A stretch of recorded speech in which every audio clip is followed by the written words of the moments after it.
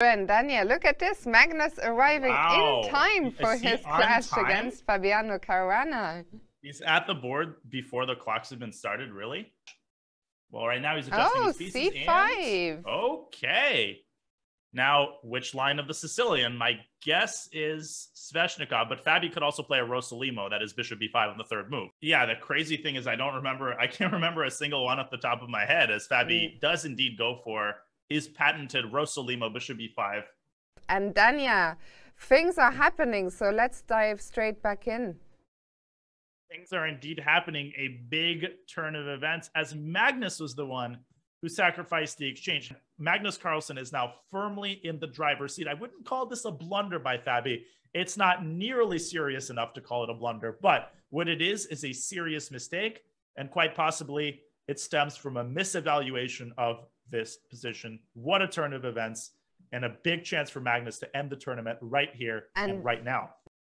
And Fabiano is still thinking, I'd be really shocked if he ends up taking with the bishop, but the longer he thinks, do you think the more likely it becomes? He's having a hard time deciding as he hits a minute on the clock. There he goes. Yeah, he's taken with the bishop, I believe.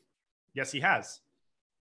And Magnus now probably not going to spend too much time. He has already captured on e5. And I think you just said it a minute ago, this position is really absolute Magnus dreamland. As you can see how dejected he is. This is just not a game that well, there is no game that you are planning to lose, but the third loss of the white pieces is just a massive blow as the tournament comes to an end. A forgettable event for sure for Fabiano. Where he started to go wrong was when he combined the moves rook c1 and knight d2. And my guess is that bishop b2, bishop d8 is going to happen, and then Caruana is going to resign.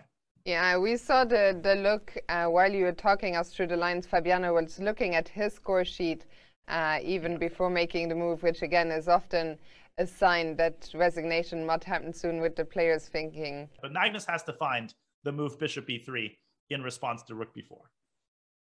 Okay, here he goes.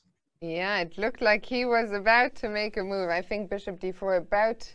And look at the intense focus on Magnus's face as bishop d4 appears on the board. Yep. And Fabi is definitely going to go rook b4. I can almost guarantee it. And after bishop e3, I think he's going to resign. Amended prediction. And yeah, you can see from Fabi's face, actually, the resignation happening right there. And we have a new champion. Magnus Carlsen is the winner of this 2022 Tata Steel Chess Tournament. Congratulations to the world champion. And what a performance it has been throughout the tournament, but culminating in this huge black win against Fabiano Caruana. Domination. I mean, that's the word that comes to mind when you think of the current state of chess. Magnus is on a completely different level. He kicked it into gear with that round two. He kicked it into geary with that round two victory over Anish, and he never looked back. He didn't lose a single game. He was never even close to losing a single game. And this final win over Caruana with the black pieces, just the cherry on top. So many exquisite games. A well-deserved victory by the world champion.